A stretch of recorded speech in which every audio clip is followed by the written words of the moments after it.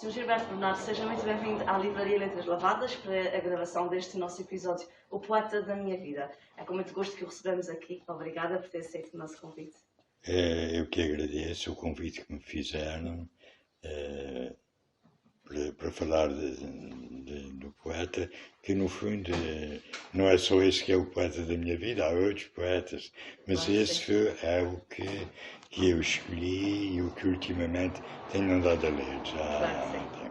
Há sempre algum que marca de uma maneira diferente. Exatamente. O que nos marca também, naturalmente, é o nosso início de vida, a forma como nós vamos crescendo. Eu sei que começou a trabalhar muito cedo, aos 11 anos, mas antes disso, como é que foi a sua vivência? Como é que foi ser menino? E pergunto-lhe já de vez também se os livros e a leitura já eram algo que existia na sua vida ou foi acontecendo depois mais tarde?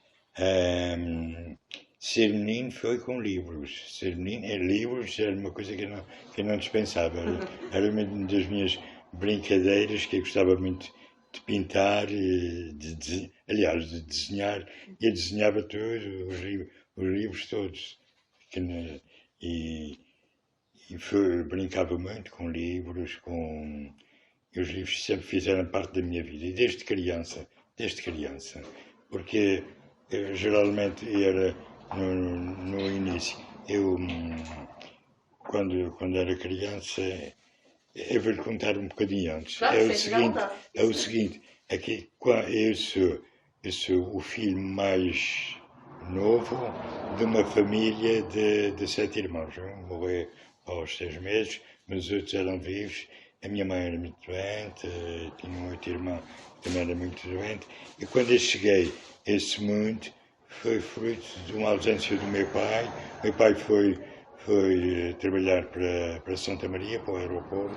E quando regressou, a minha mãe era Rosa, ele picou-se e nasceu um menino assim fora de tempo. O meu irmão, que era o mais moço, portanto, ele já tinha fechado a fábrica aí há 13 anos, e eu parecia assim fora de tempo. Lá em casa, quase toda a gente tinha idade de ser meus pais. Claro. Serem meus pais. E todos os irmãos tinham o hábito de lhe contar histórias, também gostavam de ouvir e de ler, nesse caso, ou era uma coisa específica de si? Portanto, eles gostavam de ler também, os meus irmãos também gostavam de ler, embora não houvesse muitos livros em casa, porque nós éramos uma casa de gente pobre, claro. Né? Pronto. E antigamente o acesso ao livro era mais longe, claro. O acesso ao livro não era fácil, e começou a ser só mais fácil para mim foi quando a biblioteca do Gulbenkian começou a passar na freguesia, e então eu ia todos os meses levantar os meus livrinhos para ler, e tinha alimento para todo o mês. E de facto, como disse, eu comecei a trabalhar aos 11 anos, mal acabei a escola primária aos 10 anos. Embora a professora tivesse dito aos meus pais, devia estudar, não sei quantos, mas eles não tinham hipóteses, porque os meus irmãos mais velhos iam casar. Eu tinha uma irmã que era doente, as outras 2 irmãs solteiras também, e o meu pai ia trabalhar sozinho, eu tinha que ajudar. Claro que sim.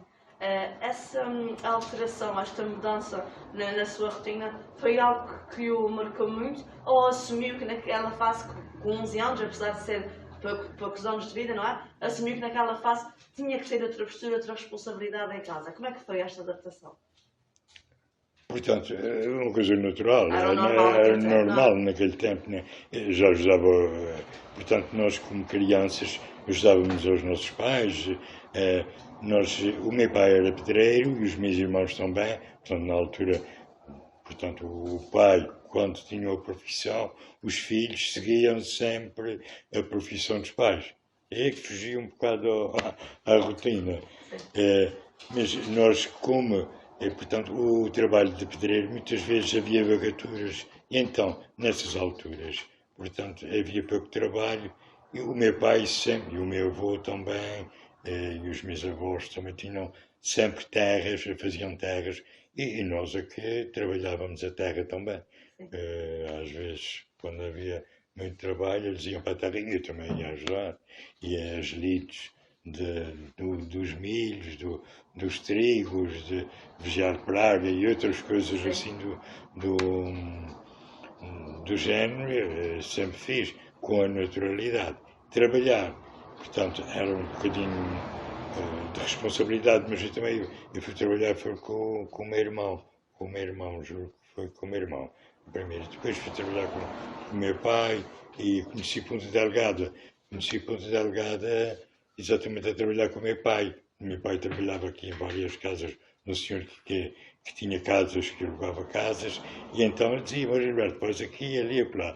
Eu não sabia bem onde é que era, e então ele indicava-me as ruas, às vezes, a primeira vez, às vezes, ele vinha comigo, e depois eu já sabia, e acabei por aprender Ponta Delgada, embora seja do Pico da Pedra e do Conselho da Ribeira Grande, mas eu aprendi primeiro as ruas de Ponta Delgada primeiro do que as da Ribeira Grande. Porque não se vinha à cidade da mesma maneira que se vem hoje, não é? Era tudo muito mais longe, muito mais difícil. Exatamente, e vinha-se para trabalhar, e mesmo, portanto, não havia assim tantos passeios como há hoje. Claro. Não é? Nessa altura, quando começou a trabalhar, continua a ter o gosto pela leitura e o tempo para isso? Sim, sim. Portanto, o tempo era à noite. Era mais relativo, não é? O tempo era relativo, era à noite. Era à noite, geralmente à noite eu lia muito, eu lia sempre à noite. E era a candeeiro de petróleo, já tinha eletricidade? Sabia essa parte. Hoje em dia que se pode ler até às tantas, não é? Candeeiro ligado. Embora o Pico da Pedra tenha eletricidade desde 1931, salvo erro, em outubro de 31, foi eletrificado, mas nós inicialmente, recordo-me devia ter uns 8 para 9 anos quando a gente colocou a eletricidade em casa.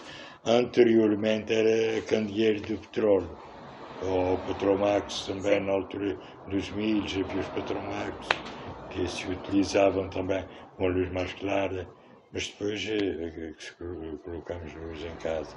Sim, uma questão interessante também de abordarmos. Se por um lado começar a trabalhar cedo acaba por ser uma limitação a continuar a estudar, pergunto se foi também uma forma de ter horizontes mais vastos, como diz propriamente num dos seus poemas, alcançando e conhecendo mais realidade. Exatamente. Portanto, o trabalho dá-nos as ferramentas, portanto, grandes ferramentas para a gente se desenrascar na vida. Claro. E o trabalho ajudou-me imenso. Eu trabalhei em várias coisas, trabalhei com o meu pai que era pedreiro, trabalhei portanto, também no comércio, trabalhei na indústria. Tive um acidente quando tinha os meus 17, 18 anos, tive um acidente, caí de uma altura de 6 metros, estava a montar uma grua, gostava desse tipo de coisas. Depois acabei por arranjar outro trabalho e até ir para a tropa, pronto. Mas eu tinha as ferramentas capazes de me desarrascar, né? Chegar a um sítio qualquer e fazer qualquer coisa, porque, pronto, a gente aprende, ao trabalhar, aprende-se muito também. Claro que sim. Acha que hoje em dia essa entrada no mercado de trabalho por se fazer mais tardia é prejudicial à juventude de agora? A juventude às vezes não sabe pregar um prego. Ou quando prega nos dedos. Exatamente. Nós também pregávamos. Sim. Mas pregávamos mais devagar o primeiro e depois acabávamos por aprender a pregar e a serrar. Eu estou a ver.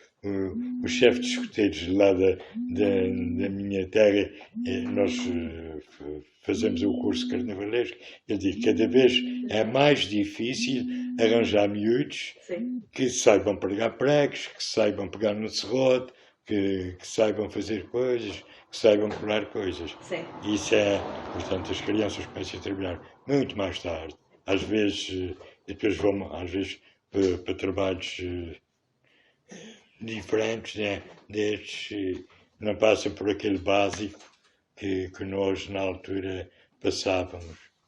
Não era fácil, mas, olha, era aquilo que havia.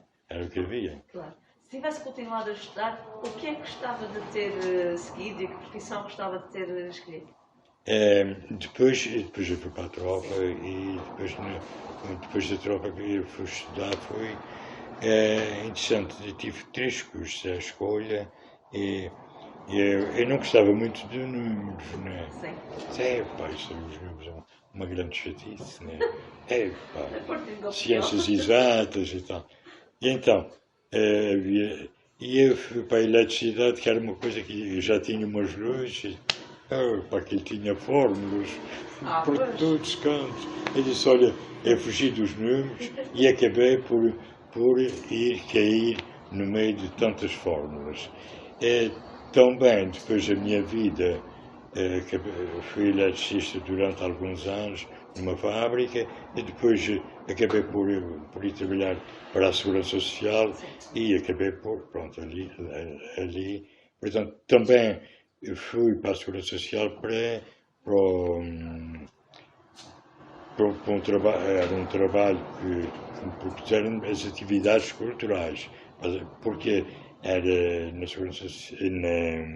nas casas de povo que haviam as atividades culturais. E só que era a secretaria na altura começou logo a precisar de pessoas e eu fui para a secretaria e acabei por ir trabalhar com números, com dinheiro, com muita coisa que eu não gostava. Não gostava tanto como fossem as atividades culturais. De qualquer das formas, a gente tem que se arriscar na vida. É mesmo. Quando voltou a estudar, foi um estudo noturno, estava a trabalhar e a estudar. Como é que é sentir que realmente tem aqueles 2 pesos de responsabilidade, o estudar, o trabalhar? Não sei se na altura já era casado. Portanto, eu estudei antes de ser casado e depois estudei na escola, depois tornei a estudar no liceu. No liceu, já depois de casado e depois da minha filha, de ter 2 filhos já. Era uma responsabilidade bastante grande e às vezes não tinha quase tempo de estudar. Quase tempo mas era preciso uma atenção muito grande nas aulas, sempre tive uma grande atenção nas aulas, porque mesmo inicialmente, quando comecei a estudar, eu trabalhava 9 horas por dia. Vivia no Pico da Pedra, levantava bastante cedo, às 6 horas e às 7 horas tinha que apanhar a caminhonete, que levava quase 1 hora a chegar para o Largado. Agora é que se faz isso muito rapidamente, antigamente não. E depois saía às 6 horas, comia maçãs, tomava um banho assim muito rápido, para estar às 7 horas na escola. E saíamos às 11h05. Estudar, às vezes, estudar era mesmo, pronto, só às vezes na hora do almoço, quando tinha um teste, mas nunca tive negativas. Sim. Isso é que era... Eu gostava daquilo que estava a fazer. E acha que assim se dá mais valor ao estudo, ao trabalho que nós fazemos, do que seja só estudar, simplesmente ter a facilidade, como hoje em dia é muito mais fácil estudarmos só, sem termos de trabalhar à noite, não é? Acha que se dá mais valor quando se tem essa dualidade de uma vida profissional, pessoal e ainda de ensino escolar? Isso dá-se muito mais valor ao estudo, dá-se muito mais valor ao estudo. Eu, pelo menos, valorizava e valorizo imenso quem faz esse trabalho, quem estuda, né, à noite. Valorizo isso porque aconteceu comigo, não é? Claro. Aconteceu comigo. A leitura, nesta altura, eu acredito também que fosse um hobby que ficasse um bocadinho mais à espera, porque o tempo não sobrava para tudo, não é? No meio de toda esta toda esta estratégia diária, sentia falta de voltar aos romances ou à leitura que fazia de uma forma calma? Eu não lia romances. Não, o que é que lia? Para fazer por outra maneira, o que é que gostava de ler? Eu gostava de ler mais livros científicos, ficção científica. Okay. Eu comecei por ler, pronto, aquilo que toda a gente lê, pelo menos que os miúdos leem todos, aventuras, Claro, e depois fui por ler. Mas eu não era assim muito amigo de romances. Eu tive que ler romances, tive que ler os Maias, tive que ler as Viagens na Minha Terra, que eu gostei imenso. As Viagens na Minha Terra, de Almeida Garrett, escreve como se, sei lá, no século XIX, como se escreve, como se escreve hoje em dia. Isso é verdade. De uma forma que eu gostei imenso das Viagens na Minha Terra. Os Maias já não é tanto. É complicado, mas eu tive que ler, não é? Os poemas de Camões, pronto, eu também tive que analisar, mas tinha-me perguntado... o que é que gostava de ler e se lhe Claro, fez falta nesta altura o contato maior porque estava a estudar, claro. Portanto não tinha assim tanto tempo para ler. No entanto, eu sempre ia. Depois nós fazíamos um jornal mensal que ainda hoje se publica, a Voz Popular, em 75, que se começou a fazer em 75, e eu comecei por fazer primeiro os desenhos no jornal e depois era preciso também que alguém escrevesse. Sim. E a gente tem que ler coisas, ou que ler, ou que observar. Comecei por fazer primeiro quadros, poemas, coisas assim. E também escrevia prosa, o que era preciso fazer. Mas tinha que ler sempre coisas. Sim. Tinha que ler sempre alguma coisa. Então, a escrita, que nós sabemos que escreve poemas e também escreveu canções, letras, músicas para os grupos musicais que esteve, foi nesta altura que começou a surgir o gosto pela escrita ou ele também já era mais antigo? Já era mais antigo porque eu gostava imenso de música. Mas é preciso ver que nós no Pico da Pedra tínhamos duas bandas, uma banda nova e uma banda velha. E depois tanto se degladiaram uma à outra que acabou pela nova morrer e a velha também. E depois houve outra banda. E o meu pai tocou na banda velha desde os 15 anos até a banda acabar. A minha mãe estava farta de bandas. Minha mãe e os meus filhos para a banda não vão. E não foram. Ela nunca nos deixou. E eu gostava imenso de ter aprendido música. Que para mim, embora tenha escrito e feito músicas, porque depois aconteceu que eu aprendi a tocar viola, a arranhar viola, não sei tocar bem, mas arranho um bocadinho, e a criar composições, e foi aí o princípio da poesia. Foi criar as letras para as melodias que depois acabei por fazer. Então a música acabou por arrastá-lo, digamos assim, para este lado da poesia. Uma arte ligou à outra, não é? Exatamente. As artes plásticas também foram entrando na sua vida e são ainda uma constante, não é? Sim. Como é que se processa? Eu julgo que cada vez mais a poesia faz parte da minha vida. Porque também, todas as coisas têm poesia. Portanto, quando eu pintava, ou quando pinto, a pintura também tem a sua poesia. E muitas vezes foi pretexto de escrever poemas não só nas exposições que fazia, para serem declamados, como, portanto, também para explicar muitas vezes os trabalhos que fazia. Explicar não, a poesia nem explica nada, sugere, mas sugeria, pelo menos as pessoas olhavam para aquilo, mas havia alguma coisa que as ligava, que era a poesia. é um pássaro, é uma rosa, é o mar que me acorda. Pássaro, rosa, o mar, tudo é ardor, tudo é amor.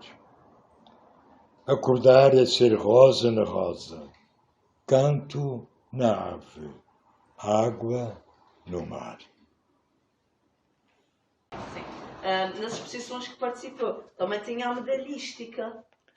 Como é que era esta função? A medalhística acabou por ser algo que surgia assim muito naturalmente.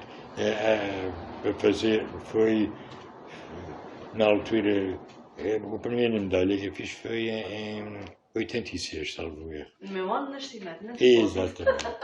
Foi portanto, para comemorar o lançamento de Picolar. Não foi o lançamento da primeira pedra, mas sim a inauguração do primeiro programa habitacional da Picolar, no Pico da Pedra. E eu criei uma medalha. Pediram-me e eu fiz uma medalha. Foi essa a primeira. Depois fiz várias. Fiz aqui do Liceu Antero Quental, que depois foi oferecida na presidência aberta ao Dr. Mário Soares, e fiz muitas outras. Como é que se aprende a fazer medalhas? Como é que se... portanto, a maioria das coisas eu não aprendi. É natural, é uma coisa natural. Portanto, como é que se aprende? Eu vi como é que se... Portanto, vi como é que estavam feitas e depois fui chegando lá devagarinho. Algumas dessas medalhas eu desenhei, fiz o desenho apenas. E foram cunhadas no continente, porque cá não se cunham medalhas. E outras fiz também escultura, no caso do Liceu, eu fiz a própria escultura em gesso e depois foi para o continente para ser reduzida e fazer o cunho. E, por exemplo, numa outra da Lagoa, do Grujola, também fiz a medalha, também fiz a escultura. Outras foi simplesmente o desenho, ou então uma maquete feita em cartão com as dimensões, com maiores dimensões. E depois, portanto, aquilo é colocado no computador e eles fazem portanto, os volumes, que ali já tem um volume todo. Claro. Por tudo isso, há quem eu considero como um homem dos 7 ofícios. Sente-se mais preenchido por dominar ou por utilizar tantas artes diferentes entre si no seu dia-a-dia? Há muita gente que diz que o homem dos 7 ofícios, mas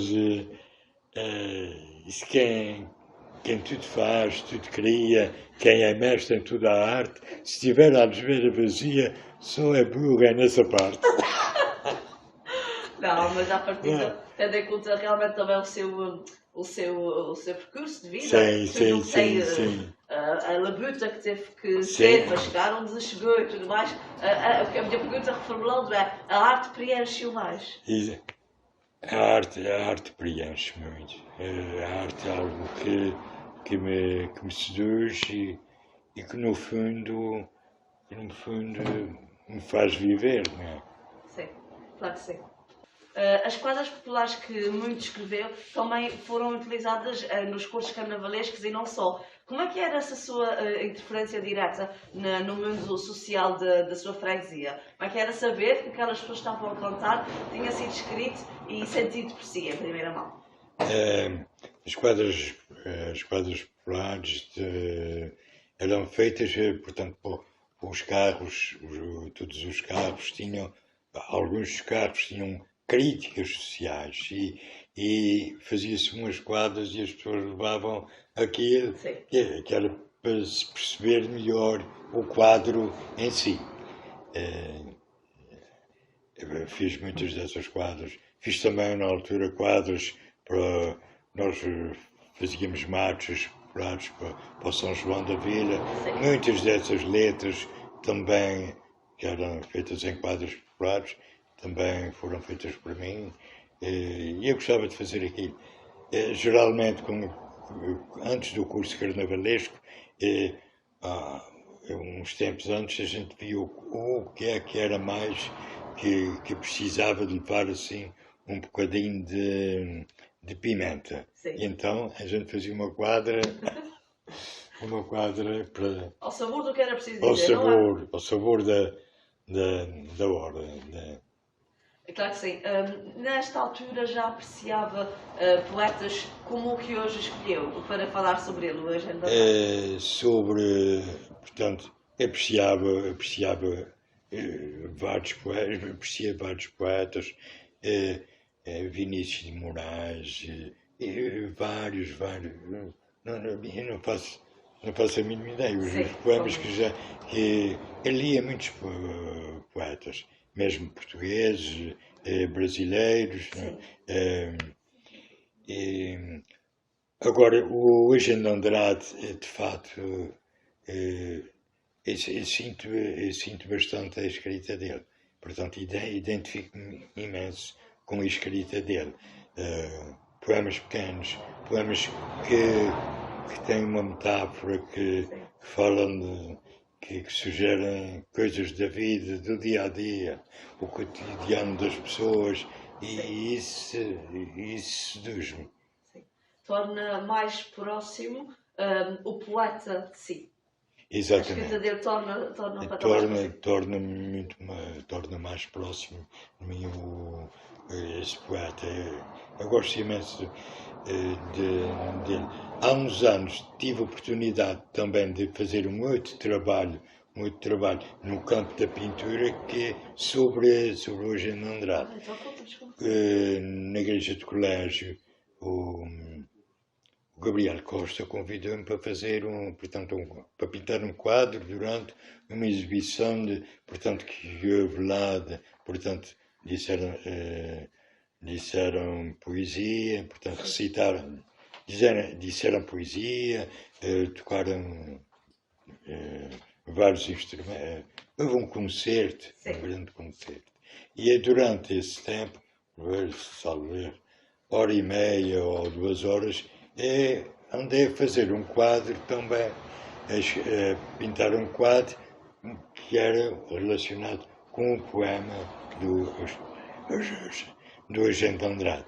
E isso aí também acabei por interessar-me muito mais pela obra dele, e depois acabar por ler muito mais livros. Tenho uma série de livros dele e gosto muito dos poemas dele. Não são poemas, porque há poetas que têm poemas enormes.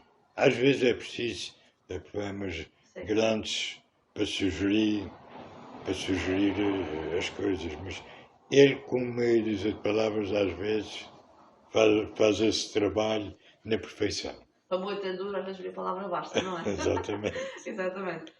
Há alguma altura da sua vida específica em que a poesia do Eugênio Andrade tenha servido quase como terapia ou como ajuda para a sua situação naquela altura? Agora, no tempo da pandemia, li vários livros dele, e reli alguns, também ia às redes sociais. Existem imensos poemas, não só dele, mas de vários, mas dele também, e isso fez com que, portanto, atenuasse em parte esse estar fechado, né? E que ainda estamos como meio copo, meio aberto, meio fechado. Sim. A leitura e a escrita acabam sempre sendo um suporte para os momentos, quer os positivos para registá-los, não é? Quer os menos positivos para também tentar tirar a moça de dentro de nós, não é? Exatamente. Também estudou alguns escultores como Cottamai, Luísa Constantino e Soares Branco. Qual deles? Eu trabalhei com eles. Exatamente. Qual deles o marcou mais? Pela personalidade ou pela forma de trabalhar? Qual deles foi o mais intenso para si? Eu juro que todos eles foram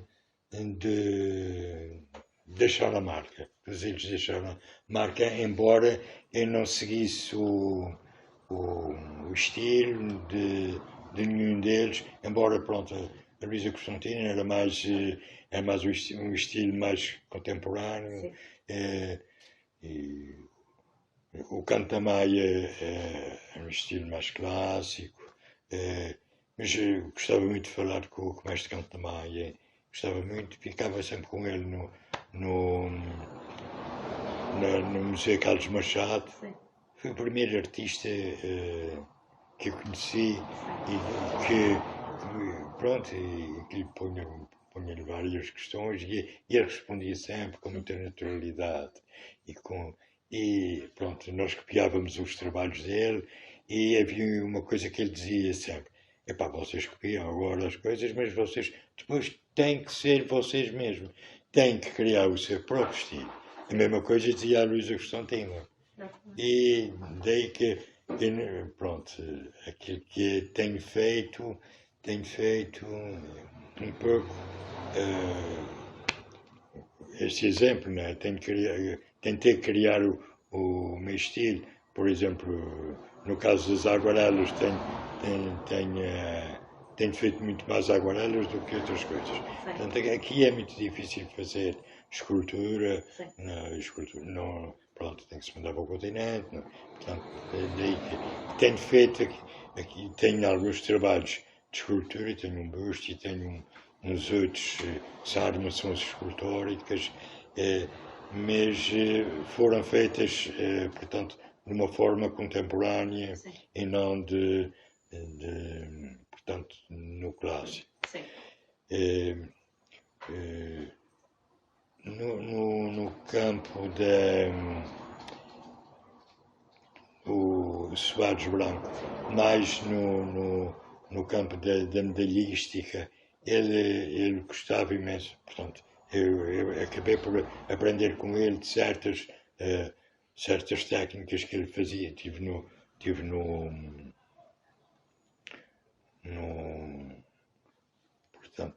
ateliê dele, ele disse mais ou menos como é que fazia as técnicas, embora nessa altura eu já tivesse várias medalhas feitas, porque já foi no final dos anos 90, depois não fiz muitas, já fiz mais meia dúzia delas depois, né? Mas eu aprendi, vi mais ou menos como é que se fazia na prática, como é que ele fazia na prática as suas medalhas. O que me trouxe, portanto, uma certa portanto, satisfação ver que realmente eu não estava a fazer assim uma coisa tão diferente daquilo que devia ser feito. Eram inspirações para aquilo que o Gilberto queria fazer no futuro. Exatamente, e pronto, foram grandes inspirações, tanto o mestre Canto da Maia, a Luísa Constantina e o Soares Branco e outras pessoas, portanto, a Liliana Lopes, o Antoine Laborde. Eu estive na Academia das Artes muito tempo mesmo. E nós trocávamos experiências uns com os outros. Isso fazia com que nos desenvolvêssemos todos. Portanto, disse há pouco que para fazer ou para desenvolver a arte da escultura era preciso ir para o continente. Hoje em dia acha que a nossa terra ainda é limitativa para o desenvolvimento de determinadas artes plásticas? Eu juro que não é, a gente tem que encontrar, portanto, portanto, fugir à limitação, né? Foi o que eu tentei fazer. Claro. Fazer com os materiais que nós temos. É isso. Se quisermos fazer o clássico, o busto, não sei qual, teremos que ir para uma fundição para o continente, que cá não temos. Eu tentei fazer cá, mas não funcionou como eu pensava que funcionaria. Mas a criatividade tem sempre que entrar aí de uma forma muito proeminente para conseguirmos atingir o objetivo, não é? É verdade. Claro, a pessoa tem que ter muita criatividade aqui, portanto, para fazer, ou faz escultura em pedra, ou faz escultura nos materiais mais diversos, né? E fugir mesmo portanto, para o estilo contemporâneo, que é mais fácil do que, pronto, fazer a parte mais clássica. Isso é portanto, no continente é mais fácil fazer isso. Sim. Tudo era claro. Céu, lábios, areias. O mar estava perto, fermento de espumas. Corpos, ondas, iam, vinham, iam, dóceis, leves, só ritmo e brancura. Felizes cantam, serenos dormem, despertos amam, exaltam o silêncio. Tudo era claro, jovem alado. O mar estava perto, puríssimo, doirado. Quando estudou na Academia das Artes, aquele era um espaço muito vivo, não é? Que era muito movimentado. Hoje em dia, infelizmente, já é um espaço que não está tão utilizado. Acha que é uma pena ter aquelas portas fechadas sem dar grande uso ao edifício? Eu juro que sim. E não sei se a Luísa Constantina já deve ter dado algumas voltas lá no túmulo a pensar porque é que vou fechar as portas à criatividade do meu povo. É. Porque há muita gente aqui, muita gente, muito artista, muitas pessoas que a gente não dá nada por eles. Eles são capazes de fazer coisas bonitas e boas. E aquilo foi uma época de muito valor, em que se descobriram muitos valores da nossa terra, e que hoje, portanto, muitos continuam a fazer, outros, pronto, acabaram por deixar. Mas muita gente continua a fazer, a trabalhar. Eu estou a ver a Dona Ugolina, que esteve tinha o seu atelier. Na altura era de louça, ela hoje faz pintura, e uma pintura muito bonita. Sim, mas de facto o que ficou daquele espaço era a ideia daquele espaço e do trabalho que lá desenvolveu, a ideia que às vezes menos é mais, não é? Porque hoje em dia há tanta forma de se desenvolver as coisas e às vezes o que é mais importante continua de portas cerradas para a imaginação, não é? Exatamente. Aquele espaço era um espaço bom para isso. Não sei se era muito difícil arranjar pessoas para ajudar, porque muitas vezes a arte tem que se deixar as pessoas fazerem aquilo que elas gostam. Claro. E não fazer portanto, porque mesmo no tempo na altura que andei com o mestre Cantamaia, com a Luísa Constantina, ela nunca exigia que nós fizéssemos isso ou aquilo. Pronto, ela exigia certas e determinadas coisas que eram necessárias fazer. Agora, fazer uma escola, aquilo não era uma escola, aquilo era uma academia em que nós podíamos fazer, éramos livres de fazer aquilo que pensávamos fazer. Desenvolver cada um a sua própria arte. A sua própria arte. A arte que o Gilberto nunca deixou de desenvolver foi realmente a poesia. Eu queria que nos falasse um bocadinho sobre ela. O que é que escreve e se escreve para acalmar o seu coração. Diz num dos seus poemas, que se chama As Chamas, não é? Há um dos poemas que retrata pelo menos foi assim que eu interpretei, esta calmaria que nós precisamos de trazer para dentro de nós próprios. Exatamente, a sua poesia acontece por causa disso? Também acontece, às vezes, falar de um poema, os poemas nascem assim, de forma quase espontânea. Depois, há muitos anos que eu tenho no meu computador uma pasta que é quarentena. Aquela quarentena, antes de haver quarentena. Há muitos anos. A vez escrevendo e vou pondo para lá. E depois vou revendo aquilo até emendando. emendando aqui. Porque muitas vezes as coisas saem em bruto. Claro. E depois é que se vai eliminando isso, endireitando aqui.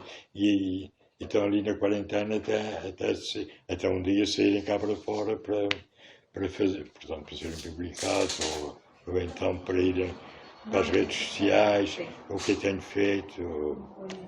Mas escreve sobre o cotidiano, sobre o que vai acontecendo na sua vida diariamente, ou sobre si, sobre a sua realidade mais interna? Portanto, às vezes sou lírico também. Sim. Outras vezes não sou tão lírico assim. Sou mais, portanto, eu escrevo também sobre as coisas que se passam no dia a dia, portanto, no cotidiano, nas coisas que estão mal. Eu também tenho muitas coisas. Também tenho muitas coisas de intervenção. Às vezes não vale a pena dizer. Não vale? Por que acha que não vale a pena? Mais tarde. Noutra conversa, talvez. Noutras conversas. Muito bem, seja como for, é como escrever sempre, está sempre a intervir. E é isso que realmente precisamos que não deixe de fazer. A sua entrada no grupo Palavras Sentidas foi uma forma de intervir também na sua vida pessoal e não só. Sim, sim. Como é que acontece? Como é que acontece? Alguém mandou-me para casa um convite. Eu já tinha andado na coordenação e, portanto, na universidade, nos séniores. Estive na coordenação bastante tempo, mais a Dona Graça, mais o general Ferreira de Almeida. Só que depois, às vezes, estive no coro também, mas nunca estive no teatro. E fui uma vez ao coro, uma ou duas vezes. Só que eu tinha um trabalho a fazer, que estava a fazer aqui em Ponta Delgada, que tinha que fazer aquilo num determinado período. E aquilo era meio-dia que eu perdia, que eu não conseguia chegar lá. Depois, acabei por... esse convite veio-me, eu já não estava portanto, tinha iniciado a fazer o interregno nos anos, quando eu saí da coordenação, fazer o interregno, na altura que a doutora Teresa a Medeiros saí também, saí mais os outros, ficou outra coordenação, e aí já veio fazer o interregno, porque eu também tinha outras coisas para fazer em casa. Né? Mas depois surgia aquele convite, porque é que não apareces na casa da escrita e tal. E eu fui, e não era no sentido de dizer poesia, era no sentido de ouvir aquilo que, pronto, ouvir outros poetas, enfim. Depois o Mário Sousa começou a dizer, diz lá, e eu acabei por dizer, portanto, poemas meus também, e acabei por entrar nessa aventura que é, porque eu prefiro estar sempre mais nos bastidores. No teatro, eu sempre tive nos cenários. Eu nunca passei dos cenários. Mas a poesia pode também ser um teatro? Sim, o que se pretende na poesia é quase dramatizar, dizer palavras que as pessoas sintam, que a gente sinta e que as pessoas também sintam. Por isso é que se diz dizer poesia e não ler, não é? Eu acho que graças a uma expressão que vocês usam do grupo Palavras Sentidas, eu hoje vou dizer tal poema. Exatamente. Dizer não é ler, não é? Não é ler, porque ler não é a mesma coisa. É dizer, poesia é uma forma diferente. Claro. Eu digo a verdade, eu não sou muito bom em dizer poesia. Mas esse é o seu objetivo, de expressar naquele momento aquilo que está a sentir através do que está a ler, não é? Sim, eu gostava, pronto, e eu cheguei na altura quando o Mário disse, tu vais gravar e tal, para dizer, e eu disse, eu não tenho jeito para isso, eu não tenho. Mas depois ele tanto insistiu, eu acabei por vir aqui uma vez já. E mais vezes virá, de certeza. Há um poema de Eugênio Andrade que escolheu para hoje também ler, que é o poema Despertar.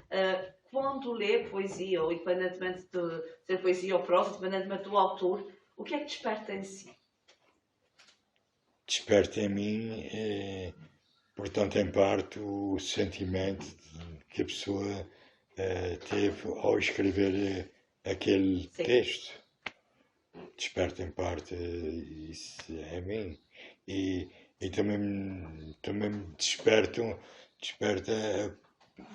ou eu tento depois também, como ele fez aquilo, tento também fazer poemas dentro do. Não copiando, mas criando portanto, os meus temas e fazendo o meu próprio estilo, não é? Portanto, isso também é uma forma de despertar, da gente despertar para a poesia. E despertar os outros para aquilo, através do que nós escrevemos, não é? Vem ao de cima o poema. Eu caio como maçã da árvore da poesia. Mas ao cair, levanta-se à procura de uma luz. Os poemas são acesos nas chamas cotidianas, são os ecos destes gritos que iluminam o chão, depois às palavras acabadas de nascer.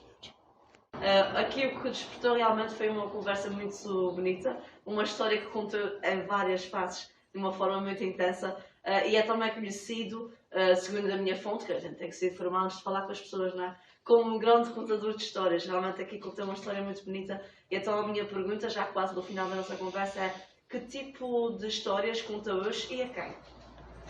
Eu conto histórias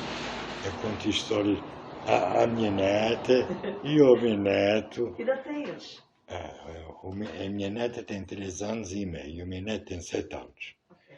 Mas eu conto histórias, mais histórias ao povo da minha terra. Pelo seguinte, quando eu andei na escola, eu já disse isso algumas vezes, quando eu andei na escola, pensava assim, a gente lia a história da pátria, de Portugal, dos Açores não sabíamos nada, não sabíamos, será que nós não temos um herói, não temos um santo, não temos ninguém, nada, é só São Miguel de Arcanjo, que não é de cá,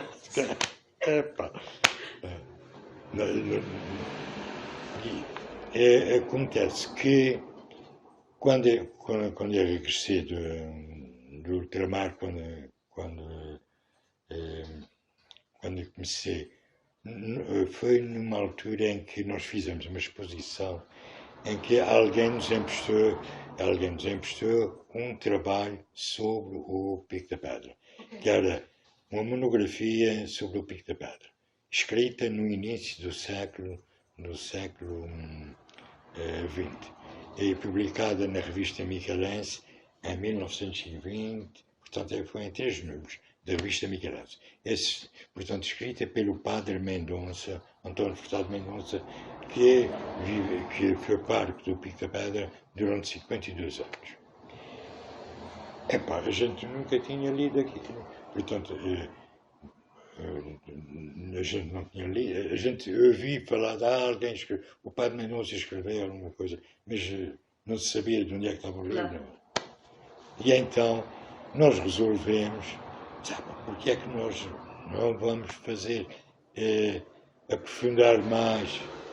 E na altura eu pedi a um colega meu que era jornalista, eu faço os desenhos e tu fazes, mas depois é que acabei por fazer a pesquisa e fiz um trabalho e nesse jornal acabamos por publicar primeiramente essas memórias do Pico da Pedra. Sim. E depois nós investigamos mais.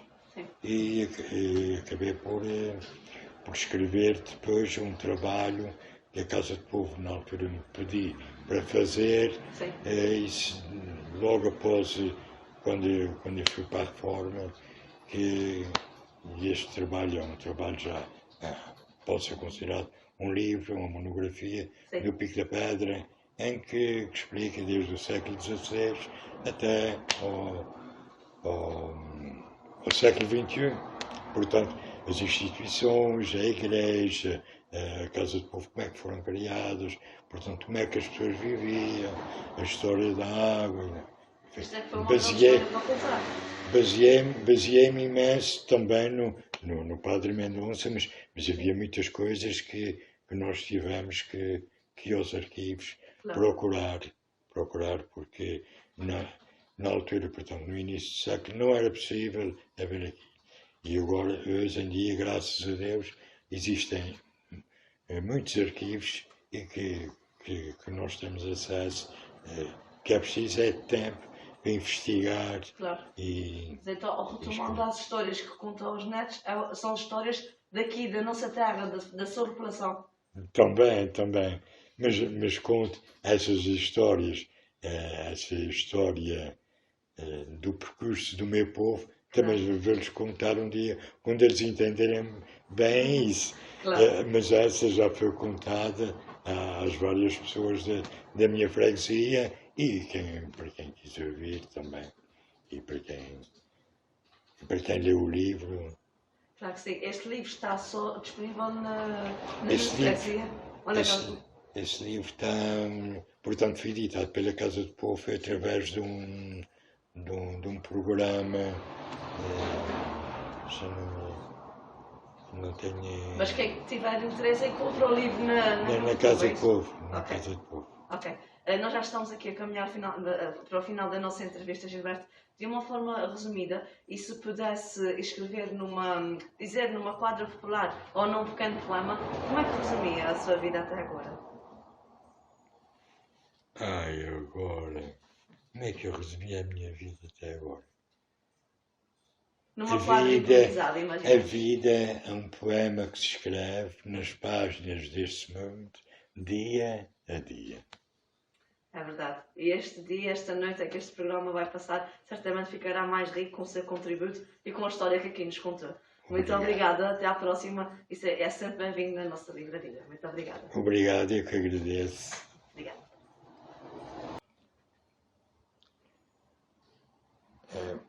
Horizontes mais fartos.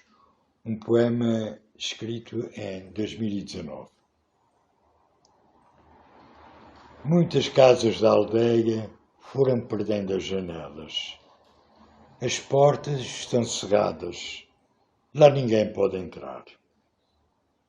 As casas esmorecidas perderam todo o afeto de quem era agasalho. Sumidas e consumidas na tristeza de quem fica sem ninguém para acoitar. A ruína das paredes e os tetos implodindo. As ruas perdem o brilho, o bom lustre de outras eras e vão ficando desertas. As silvas, as trepadeiras vão povoando este caos, onde outrora houve risos e as crianças cresceram e daqui se despediram, perseguidas pelo sonho de mais fartos horizontes.